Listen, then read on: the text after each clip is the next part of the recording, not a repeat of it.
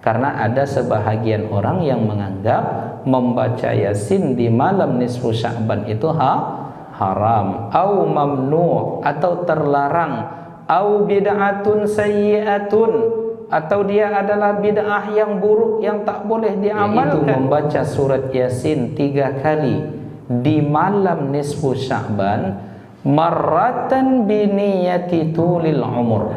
Yang pertama baca Yasin, lalu khatam Yasin yang pertama tadi niatkan ini tujuannya untuk panjang umur ma'at taufiq li ta'ah, kemudian mohon pula kepada Allah agar Allah Ta'ala memberikan kepada kita komitmen istiqamah ketaatan sepanjang Yasin. Yang kedua ini tujuannya, niatnya adalah agar Allah Ta'ala selamatkan kita dari bala musibah, bencana, keburukan yang terjadi bersamaan, supaya Allah berikan kepada kita rezeki yang lapang. Assalamualaikum warahmatullahi wabarakatuh. Assalamualaikum warahmatullahi wabarakatuh. Bismillahirrahmanirrahim. Alhamdulillahi rabbil alamin, hamdal hamidin, hamdal mustaghfirin. Assalatu wassalamu ala ashrafil anbiya'i wal mursalin, sayyidina wa habibina wa syafi'ina Muhammadin wa ala alihi wa sahbihi ajma'in. Ashhadu an la ilaha illallah wahdahu la syarika lah, wa ashhadu anna Muhammadan abduhu wa rasuluhu la nabiyya wa la rasula ba'dahu. Fallahumma salli wa sallim ala sayyidina Muhammadin wa ala alihi wa sahbihi ajma'in. Allahumma inna asbahna ala ni'matin wa afiyatin wa sitrin, fa atimma alaina ni'mataka wa afiyataka wa sitraka fid dunya wal akhirah. Allahumma amin. Alim ulama, cerdik pandai, tokoh masyarakat, besar tak disebut gelar, kecil tak dihimbau nama, umumnya hadirin hadirat, tamu-tamu Allah, sidang jamaah salat subuh yang dimuliakan oleh Allah Subhanahu wa ta'ala. Alhamdulillahi rabbil alamin. Kita bersyukur kepada Allah pada pagi yang penuh berkah ini kita bisa bersama hadir dalam salat berjamaah, kemudian bermajelis ilmu, beriktikaf, dan alhamdulillah Allah masih memberikan kepada kita kesadaran, Allah memberikan kepada kita taufiknya, sehingga kita bermohon mudah-mudahan segala yang kita amalkan ini memberatkan timbangan kebaikan kita di akhirat kelak. Amin ya rabbal alamin. Salawat dan salam tak lupa pula kita hadiahkan kepada Nabi kita Muhammad sallallahu alaihi wasallam. Allahumma salli wa sallim ala sayyidina Muhammadin wa ala alihi wa sahbihi ajma'in. Assalamu alayka ya Rasulullah. Bapak Ibu yang dimuliakan oleh Allah Ta'ala, sebelum kita memulai kajian, mari terlebih dahulu kita bersama-sama membaca salawat badar. Salatullah salamullah ala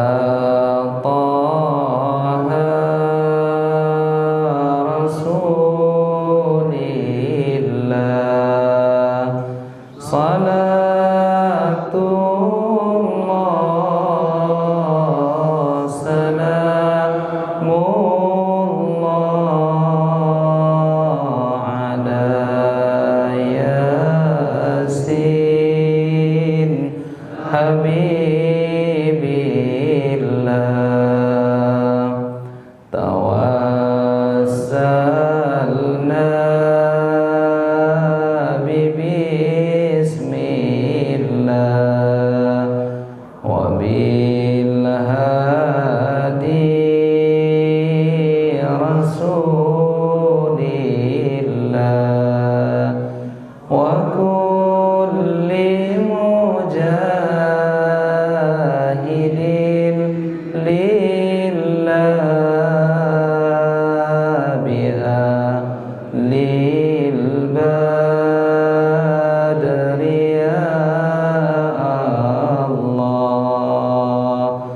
Salatullah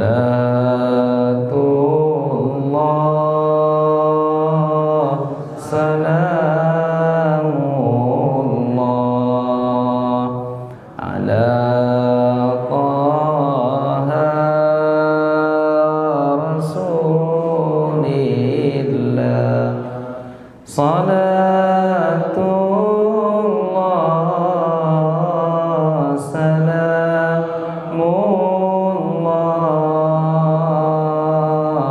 ala Yasin Habibillah. Allahumma salli ala Sayyidina Muhammadin wa ala alihi wa sahbihi ajma'in. Allahumma amin. Bapak Ibu hadirin, hadirat tamu-tamu Allah, sidang jamaah subuh yang dimuliakan oleh Allah Ta'ala. Pada pagi ini, sementara kita pending terlebih dahulu membaca kitab Al-Azkar, tetapi yang kita sampaikan atau yang akan kita bahas adalah kitab Madza fi Sya'ban, ada apa dengan bulan Sya'ban, karya Sayyid Muhammad bin Alawi Al-Maliki Al-Hasani, salah seorang ulama di Masjidil Haram yang keilmuannya luar biasa sehingga menjadi guru banyak ulama di Nusantara. Nah, Bapak Ibu hadirin yang dimuliakan oleh Allah Ta'ala, mengapa kita membahas pembahasan ini? Kita tidak akan mengulang lagi tentang mengapa bulan ini dinamakan Sya'ban, kemudian mengapa Nabi Muhammad sallallahu alaihi wasallam banyak berpuasa di bulan Sya'ban, dan pembahasan-pembahasan lainnya. Tetapi yang kita bahas pada malam ini, pada pagi ini, ada dua pembahasan besar yang disampaikan oleh Sayyid Muhammad di dalam kitabnya ini. Yang pertama adalah tentang keutamaan malam nisfu Sya'ban, dan yang kedua, apa amal yang kita lakukan di malam nisfu Sya'ban. Nah, sebelum kita lanjut, sekarang sudah tanggal berapa Bapak Ibu Sya'ban? 8 apa 9? Ikhtilaf nampaknya, ya. Kalau tak 8, 9 barangkali, ya. Nah, lalu tentang malam nisfu Sya'ban ini, banyak riwayat atau banyak hadis mengatakan bahwa Allah Subhanahu wa ta'ala yattali'u ala jami'i khalqih. Pada malam nisfu Sya'ban itu Allah Ta'ala memandang, melihat, memperhatikan, menatap seluruh makhluknya, fayaghfiru li jami'i khalqih. Lalu pada saat itu Allah Ta'ala mengampunkan seluruh makhluknya di malam mulia tersebut, kecuali dua kelompok manusia. Nah, apa yang pertama? Illa li musyrikin, yaitu orang-orang musyrik yang bercabang keyakinannya kepada Allah, kepada selain Allah Ta'ala. Lalu yang kedua, yang tak diampunkan oleh Allah Ta'ala itu adalah orang-orang yang musyahin, masih menyimpan permusuhan dengan orang lain di dalam hatinya. Jadi pada malam itu Allah memberikan ampunan, tetapi ampunan itu ternyata tidak berlaku kepada orang musyrik dan kepada orang-orang yang masih menyimpan permusuhan dan dia belum selesai masalahnya dengan sesama manusia. Masih ada iri, masih ada dendam, masih ada busuk hati. Kata orang Melayu, masih ada rasa kecil hati. Kecil hati itu apa maksudnya, Pak? Ya, berkecil hati. Sudahlah hati itu kecil, dikecilkan pula lagi. Ya, jadi ada, maaf cakap, sampah-sampah keburukan yang kita simpan di dalam hati, maka orang-orang yang seperti ini tidak akan diampunkan oleh Allah Ta'ala pada malam nisfu Sya'ban. Nah, Bapak Ibu hadirin hadirat yang dimuliakan oleh Allah Ta'ala, lalu pada halaman 116 Sayyid Muhammad berpindah dari topik tentang fadilah malam nisfu Sya'ban. Beliau menjelaskan di sini ternyata ada beberapa amalan yang dilakukan di malam nisfu Sya'ban itu tidak ada sumber dan dasarnya dari hadis Nabi, sehingga beliau mengatakan begini, akhbarun batilatun mardudatun, ada informasi riwayat-riwayat yang batil, yang tak bisa diterima tentang fadilah malam nisfu Sya'ban, dan berikut begitu juga tentang tata cara salat di dalam malam nisfu Sya'ban. Kenapa? Karena beliau mengatakan wala yasihul amalu biha, tidak boleh diamalkan, wala isya'atuha bainal awam, cara pengamalan di malam nisfu Sya'ban ini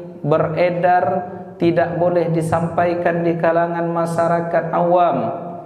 Kemudian illa litahzir, kecuali riwayat-riwayat ini boleh disampaikan di kalangan halayak awam, orang umum, kecuali dalam rangka tahzir, memberikan peringatan atau memberikan ilmu, atau dalam rangka kita menolaknya. Wa fis sahihi wal hasani wal maqbuli minal fadaili wal mahasini wal manaqibi ghunyatun wa kifayatun wafiyatun liman aradal khair. Jadi adapun hadis-hadis yang sahih atau di bawahnya hadis-hadis yang hasan, atau di bawah hadis yang hasan tadi namanya hadis dhaif, itu dalam persoalan fadail, keutamaan beribadah, itu sudah cukup bagi orang yang ingin beribadah.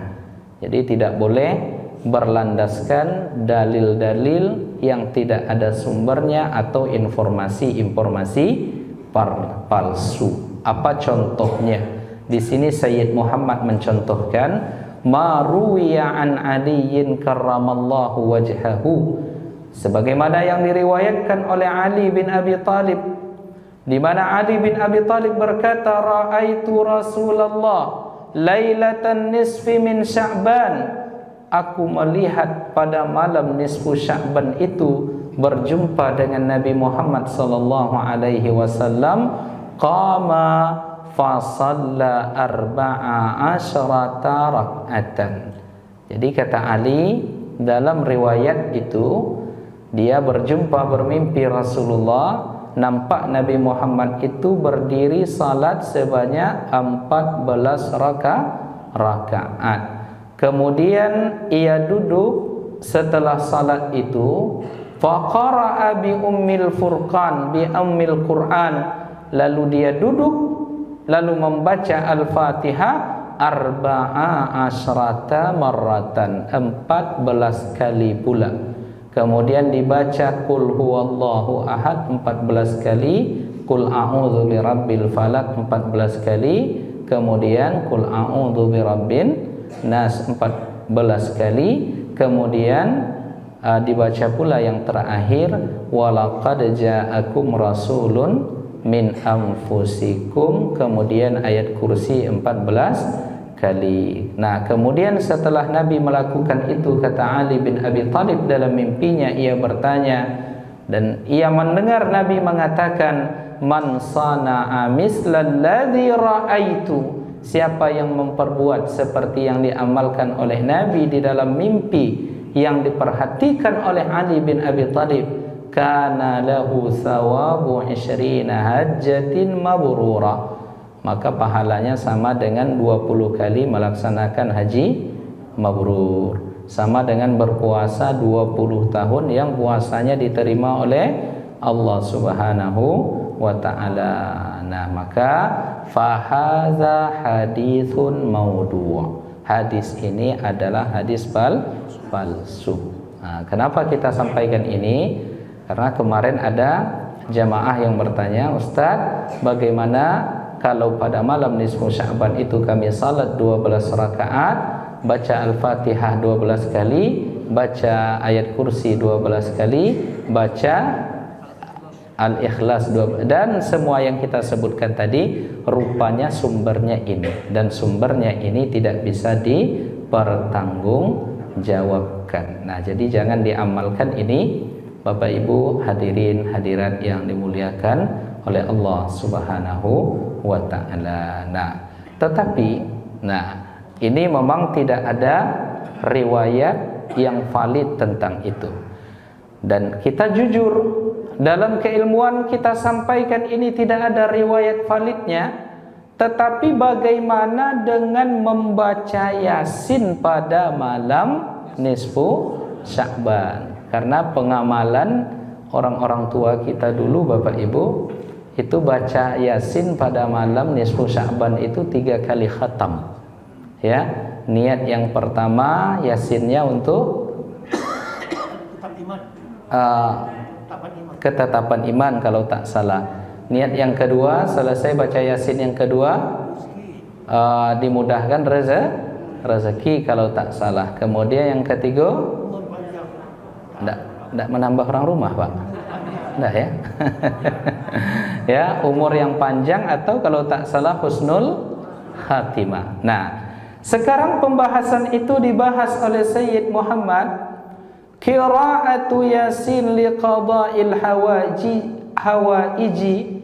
Bagaimana kalau pada malam nisfu Sya'ban itu kita membaca surat Yasin dalam rangka agar hajat-hajat kita diberikan oleh Allah Subhanahu wa ta'ala.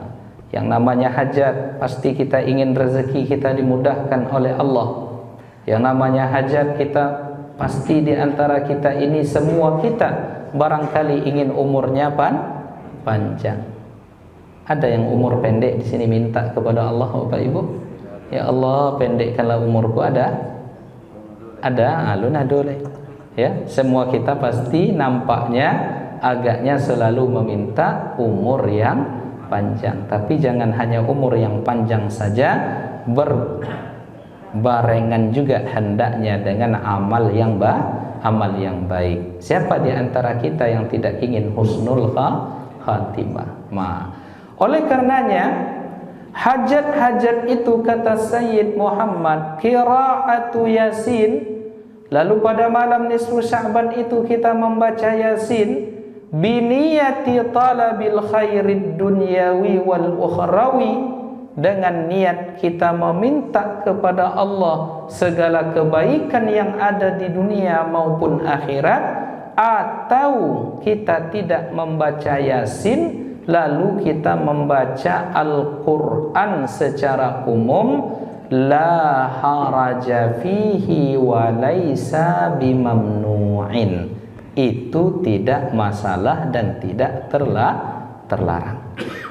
Jadi misalnya malam nisfu Sya'ban, Bapak Ibu membaca surat Yasin, Yasin wal Qur'anil Hakim innaka laminal mursalin, sampai nanti pada akhir khatam surat Yasin itu dengan niat kita meminta kebaikan dunia dan akhirat. Kata Sayyid Muhammad, laisa bimamnu', itu tidak masalah. Nah, kenapa ini yang dibahas oleh Sayyid Muhammad? Wa qad da'a ba'duhum anna zalika haram. Karena ada sebahagian orang yang menganggap membaca Yasin di malam nisfu Sya'ban itu haram, au mamnu', atau terlarang, au bid'atun sayyi'atun, atau dia adalah bid'ah yang buruk yang tak boleh diamalkan. Nah, oleh karenanya wallati nasma'uha mutlaqatan fi kulli muhdatsatin jadidin duna syartin aw ihtirazin aw taqyidin. Dan itu ya disampaikan oleh Sayyid Muhammad sebagaimana yang kita dengar, katanya banyak orang yang secara mutlak mengharamkannya. Apa di antara teks orang-orang yang mengharamkan pengamalan ini? Apa di antaranya? Ma yaf'aluhu 'ammatun nas, apa yang diamalkan oleh kebanyakan manusia, min qiraati surati Yasin, yaitu membaca surat Yasin 3 kali di malam nisfu Sya'ban, marratan bi niyati tulil umur. Yang pertama baca Yasin, lalu khatam Yasin yang pertama tadi, niatkan ini tujuannya untuk panjang umur, ma'at taufiq li ta'ah, kemudian mohon pula kepada Allah agar Allah Ta'ala memberikan kepada kita komitmen istiqamah ketaatan sepanjang hayat. Nah, itu yang pertama. As-tsaniyah, lalu yang kedua baca lagi surat Yasin itu di malam nisfu Sya'ban biniyatil ismati minal afati wal ahad wa niyati sa'atir rizqi. Lalu yang kedua baca lagi Yasin wal Qur'anil Hakim sampai tamat. Lalu setelahnya kita niatkan, atau sebelumnya Yasin yang kedua ini tujuannya, niatnya adalah agar Allah Ta'ala selamatkan kita dari bala musibah, bencana, keburukan yang terjadi bersamaan, supaya Allah berikan kepada kita rezeki yang lapang. Nah, jadi kalau ada virus, Allah selamatkan dari virus itu. Kalau ada musibah, Allah elakkan kita dari musibah itu. Kalau ada keburukan, Allah jaga kita dari keburukan itu. Itu niat Yasin yang kedua. Nah, kemudian as-salisa, membaca surat Yasin kali yang ketiga, lighinal qalbi wa husnil khatimah. Tujuannya adalah agar hati kita diisi oleh Allah dengan keridhaan, dengan qanaah, dengan kekayaan. Lalu yang kita minta di Yasin yang ketiga itu adalah husnul khatimah. Ya, jadi ini di antara yang diamalkan oleh banyak kalangan, banyak manusia, kata Sayyid Muhammad, ya, yang kita minta pada Yasin yang ketiga itu adalah husnul khatimah. Karena kebahagiaan luar biasa yang kita amat sangat cari Bapak Ibu dalam hidup ini, ketika di akhir hayat, di ujung kita husnul khatimah. Maka ada 3 doa yang harus rutin kita doakan, mintakan kepada Allah agar kita husnul khatimah. Apa yang pertama? Allahumma inni as'aluka husnal khatimah. Jadi kalau kita benar-benar minta itu kepada Allah, Allah berikan, Pak. Ya.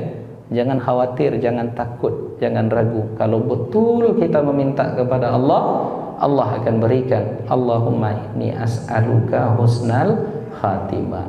Tetapi sebelum itu kita minta pula yang kedua kepada Allah. Allahumma rzuqni taubatan qablal maut. Ya Allah, berikan kesempatan taubat sebelum mati. Nah, kemudian yang ketiga, Allahumma ya muqallibal qulub tsabbit qalbi ala dinika wa ala ta'atik. Kalau rutin kita baca ini Bapak Ibu, insyaallah Allah berikan husnul khatimah. Ya, subuh yang lalu pas jam 4, sebelum jam 4 saya bangun Bapak Ibu, saya buka handphone alarm, buka grup WA, inna lillahi wa inna ilaihi raji'un. Telah meninggal, berpulang Ustadz Haswir MAG. Beliau ini dosen Fakultas Syariah di UIN Suskariau, anggota Komisi Fatwa di MUI Provinsi Riau. Nah, beliau ini kemarin 2 pekan yang lalu berangkat umroh dari Malaysia, terbang ke Jeddah, dari Jeddah langsung masuk kota Makkah umroh. Kemudian 4 hari di kota Makkah, ya, lanjut ke Madinah. Sampai di Madinah sakit, ya, awalnya sesak napas, ya, sakit, ya, dalam sakit itu dilarikan ke rumah sakit. Setelah dicek oleh dokter, ternyata ada bakteri di paru-parunya. Nah, 4 hari di Madinah, ya, akhirnya jemaah pulang. Dia tidak diizinkan oleh dokter untuk pulang. Beliau umrah dengan keponakannya, dengan anak gadisnya, dengan istrinya. Semuanya pulang terlebih dahulu. Macam manalah kesedihan keluarganya tuh Bapak Ibu. Kemudian beliau tinggal. Dokter khawatir ini bakteri nanti bisa menyerang ke jantung, bisa menyerang ke ginjal. Ternyata benar prediksi dokter, ya. Nah, Bapak Ibu sekalian, pada pagi subuh kemarin jam 21.30 waktu Madinah beliau meninggal. Saya masih sempat video call dengan beliau dan memang sudah sangat berat kondisinya. Ya, lalu adik kelas saya di Madinah, saya WA, bagaimana kondisi beliau? Ini saya bacakan, ya Bapak Ibu. Apa kata nama Ustadz ini? Fajri. Jadi Ustadz Fajri ini S2 di Madinah. Beliaulah yang mendampingi Ustadz Haswir ini selama di rumah sakit. Apa kata beliau? Ya, insya Allah beliau ini husnul khatimah Ustadz. Ya, kenapa saya bilang? Di akhir hayatnya yang tak henti-henti ditanyakannya adalah soal salatnya. Apakah sah atau indah karena toharah yang tidak sempurna. Ya, kalau sakit di rumah sakit tentu toharah tidak sempurna, Pak. Ya, selalu itu yang ditanyakannya ke ambo katanya. Jadi kata Ustaz Fajri ini selalu itu yang ditanyakan oleh Sahasuni. Manalah ibadahnya. Jadi di saat akhir hayat pun yang terbayang, yang menjadi gemuruh di dalam hatinya itu adalah ibadah. Bahkan ya tanpa ada mengeluh sedikit pun. Sesak napas, gagal ginjal, jantung, serangan jantung 2 kali. Jadi tak ada mengeluh sedikit pun. Bahkan kata dokter tadi malam, ya, sebelum beliau wafat itu, beliau selama dirawat itu selalu senyum, ya, ramah, tak henti-henti salat dan zikir. Sudah tengok Bapak Ibu, tak henti-henti salat dan zikir. Dan sebelum berangkat umrah kemarin, beliau jadi imam di masjid, ya. Selesai zikir, selesai berdoa, tiba-tiba dia menghadap ke jamaah. Lalu saat itu dia langsung memberikan tausiah ke jamaah yang hadir di Masjid Baitul Quran dekat rumahnya. Lalu apa kata beliau? Amalkan 3 doa ini Bapak Ibu katanya. Jadi tak ada angin, tak ada hujan, kata Ustadz Erman Gani. Kok tiba-tiba Ustadz Haswir ini ceramah tentang itu? Amalkan 3 doa ini kalau kita ingin husnul khatimah, kata beliau. Allahumma inni as'aluka husnal khatimah. Allahumma, apa yang kedua tadi? Allahumma rzuqni taubatan qablal maut. Allahumma ya muqallibal qulub tsabbit qalbi ala dinika wa ala ta'atik. Ya, karena ada sebelumnya Pak Dardiri almarhum meninggal sebelum sehari sebelum itu. Tiba-tiba subuh itu beliau meminta jamaah mengamalkan ini, dan ternyata ketika beliau wafat benar-benar husnul khatimah. Nah, jadi ini pagi ini kami dapat kiriman foto beliau dimakamkan di Baqi'. Nah, jadi yang mengobat hati keluarga, beliau meninggal di Madinah, disalatkan di Masjid Nabawi oleh ratusan ribu jamaah dan didoakan. Dan ketika disalatkan itu tak jauh dari makam Nabi. Kemudian dapat surat izin dimakamkan di pemakaman Baqi' bersama ribuan sahabat-sahabat Rasulullah. Dalam sebuah hadis dikatakan oleh Nabi, "Man istata'a minkum ayyamuta bil madinati falyamut." Siapa di antara kalian yang bisa memilih mati di Madinah, matilah di Madinah, karena Nabi Muhammad memberikan syafaat kepada orang yang mati di Madinah. Pai mati Pak situ, Pak. Kalau iya umrah Pak besok pagi ya. Meninggal waktu itu. Maka kata Nabi, siapa yang bisa memilih, masalahnya kita tak bisa Ya, ajal kita tak tahu. Tapi kalau kata Nabi, kalaulah bisa memilih mati di Madinah, matilah di Madinah. Allahu Akbar. Jadi inilah yang mengobat, ya, yang mengobat keluarga beliau, hati keluarga beliau, yang mudah-mudahan insyaallah kalau ditengok husnul khatimah, meninggal dalam perjalanan umrah, keluar dari rumah dalam kondisi ketaatan beribadah kepada Allah dengan ikhlas niatnya, di akhir hayatnya juga tidak lepas dari zikir dan salat, kemudian diwafatkan di kota suci Madinah, dimakamkan di pemakaman Baqi', tidak jauh dari makam Rasulullah sallallahu alaihi wasallam. Semoga kita pun begitu hendaknya nanti, Pak. Ya, walaupun tak di Madinah meninggal, tapi meninggal husnul khatimah. Saya setiap dapat kabar orang meninggal nih, apalagi dapat cerita husnul khatimah, nangis, Pak. Ya, nangisnya bukan berpisah dengan dia, karena kita pun nanti akan mati. Masalah berpisah, meninggal duluan itu sudah ketentuan alamnya begitu. Ada yang duluan, ada yang belakangan. Kok duluan Bapak Ibu daripada ambo, enggak masalah. Ya, atau saya belakangan juga enggak masalah. Ya, itu hanya siklus, ya, siklus yang Allah berikan. Likulli ummatin ajal, fa idza jaa ajaluhum la yastakhiruna sa'atan wala yastaqdimun. Itu siklusnya begitu. Tetapi ketika kita dapat berita ada orang yang meninggal husnul khatimah, yang kita sedihkan, ya Allah, apakah saya bisa nanti seperti itu? Jadi risau kita itu kepada diri kita sendiri. Semoga kita nanti jika sampai masanya, ya, Allah Ta'ala berikan kepada kita husnul khatimah. Nah, Bapak Ibu hadirat yang dimuliakan oleh Allah. Nah, kita lanjutkan. Wassalatul lati yusallunaha bainad du'a'i wassalati biniyatin khasatin liqada'i hajatin muayyana, kullu dzalika batilun la asla lahu wa la tasihhu shalah illa biniyatin khalisah lillahi ta'ala. Jadi, ya, Sayyid Muhammad menyadur ungkapan sebagian orang atau sebagian ulama yang mengatakan membaca surat Yasin 3 kali khatam dengan 3 maksud, 3 niat tadi batil, tak boleh diamalkan, tak ada landasannya. Alasannya pula adalah karena salat ibadah itu tidak boleh diperuntukkan karena tujuan duniawi. Harus fokusnya kepada Allah. Wa ma umiru illa liya'budullaha mukhlishina lahuddin. Apa kata beliau? Haza kalamul munkirin. Ini adalah kalam ungkapan orang-orang yang tidak setuju. Nah, jadi beliau juga fair. Beliau sampaikan dulu, ini pendapat orang yang tak setuju.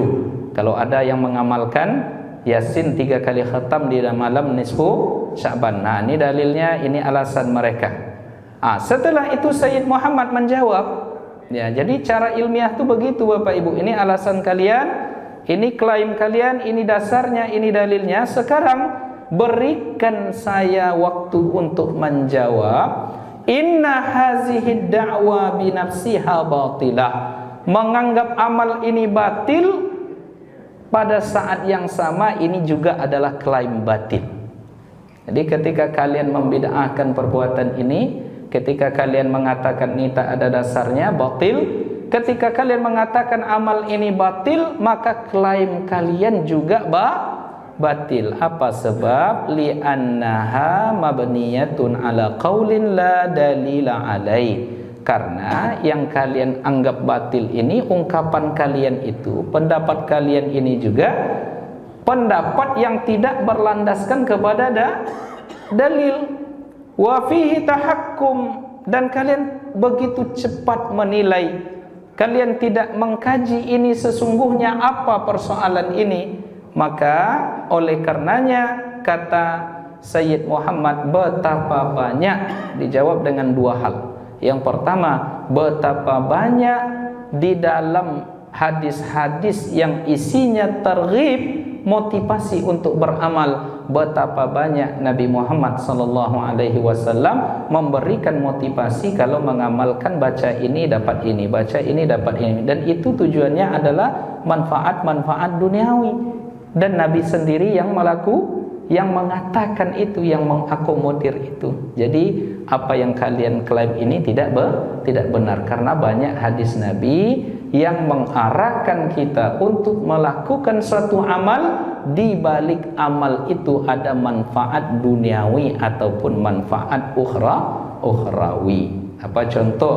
Siapa yang membaca Al-Waqiah setiap malam, maka Allah selamatkan ia dari kefakiran. Bukankah Nabi sendiri yang mengatakan demikian? Kenapa tidak boleh membaca Yasin dengan niat supaya panjang umur, dengan niat supaya Allah berikan husnul khatimah, dengan niat supaya Allah berikan rezeki yang lapang untuk kita? Nah, ini tidak masalah, kata Sayyid Muhammad. Nah, dan ini tidak bertentangan dengan ungkapan Allah di dalam Al-Quran, wa ma umiru illa liya'budullaha mukhlisina lahuddin. Kenapa demikian?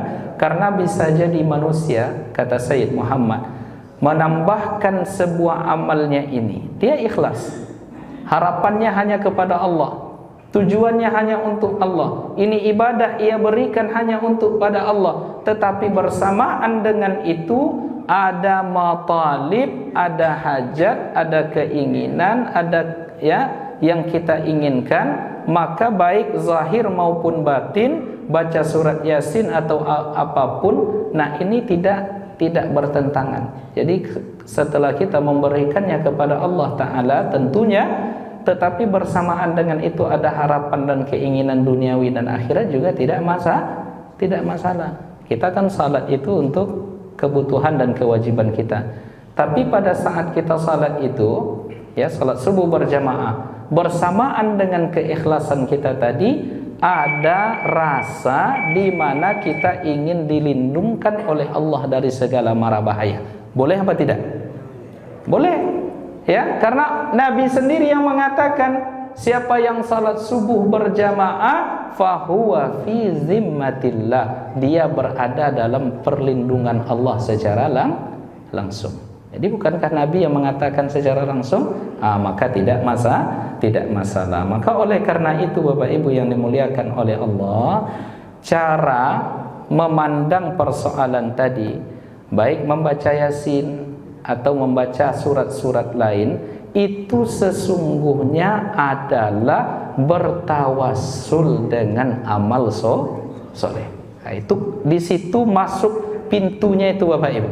Jadi kalau Bapak Ibu nanti di malam nisfu Sya'ban ingin membaca surat Yasin dengan niat-niat tertentu, baca lagi Yasin sampai khatam dengan niat tertentu, karena bertepatan pada malam itu adalah malam mulia yang disebut dengan Idul Malaikah, malam rayanya para malaikat. Pada saat itu syafaat, rahmat, kasih sayang Allah banyak.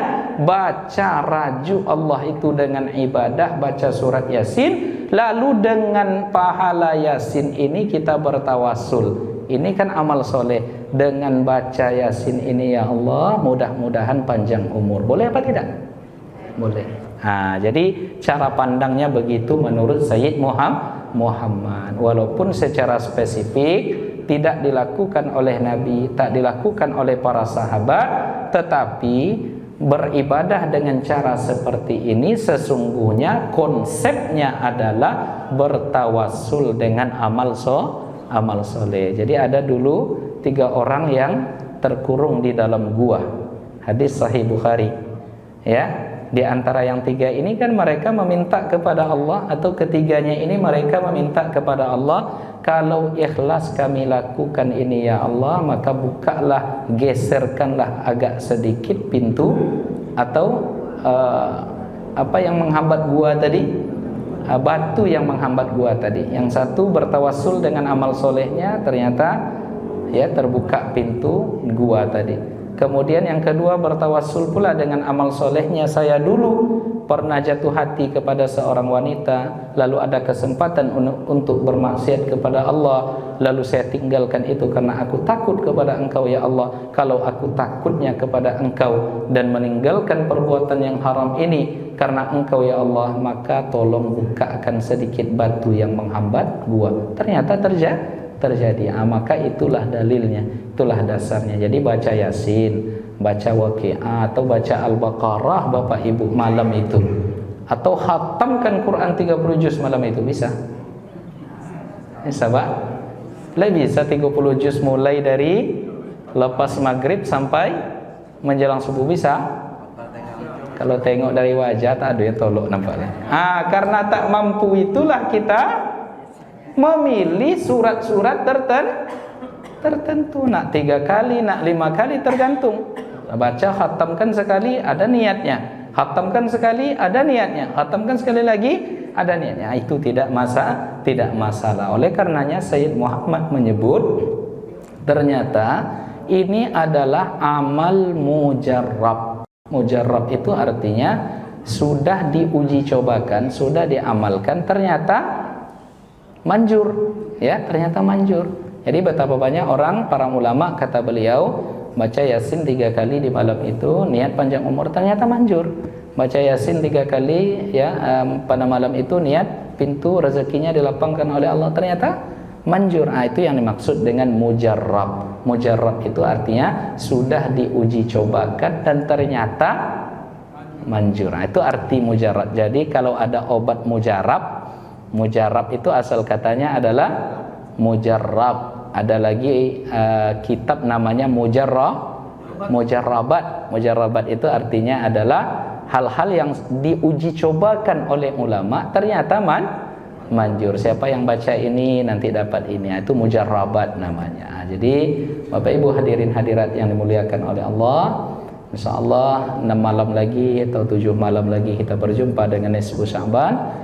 Mari kita manfaatkan malam ini ya dengan segala kebaikan ibadah-ibadah, karena tak ada yang menjamin apakah kita masih berjumpa dengan nisfu Sya'ban tahun yang akan datang. Jangankan tahun yang akan datang, nisfu Sya'ban yang depan ini tak ada jaminan. Maka kita bermohon kepada Allah, kalau diperjumpakan bisa kita manfaatkan untuk beribadah, dan kita juga tetap banyak berdoa kepada Allah agar Allah berkahi kita di bulan Rajab yang lalu, di bulan Sya'ban yang ada sekarang, dan Allah sampaikan kita kepada bulan Ramadan. Amin. Amin ya rabbal alamin. Demikian sedikit kajian kita tentang persoalan amalan di dalam nisfu Sya'ban yang mudah-mudahan bisa bermanfaat untuk kita semua. Kita tutup dengan sama-sama berselawat kepada Nabi kita Muhammad sallallahu alaihi wasallam.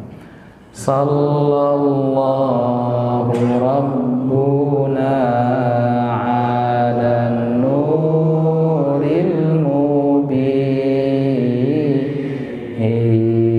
Ahmad al-Mustafa Sayyidil Mursalin wa ala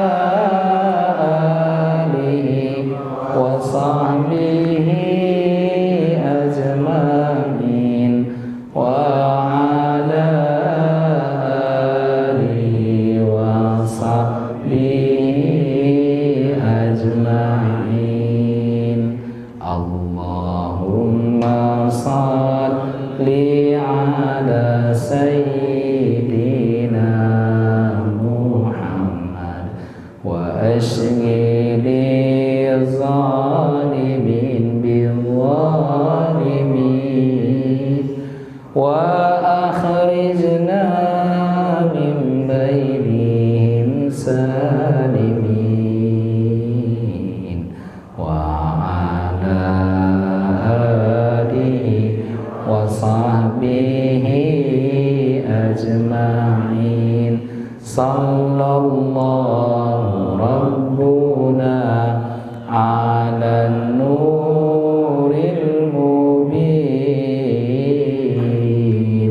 Ahmad al-Mustafa Sayyidil المرسلين وعلى آله وصحبه أجمعين وعلى آله وصحبه أجمعين وبالله التوفيق والهداية. Assalamualaikum warahmatullahi wabarakatuh.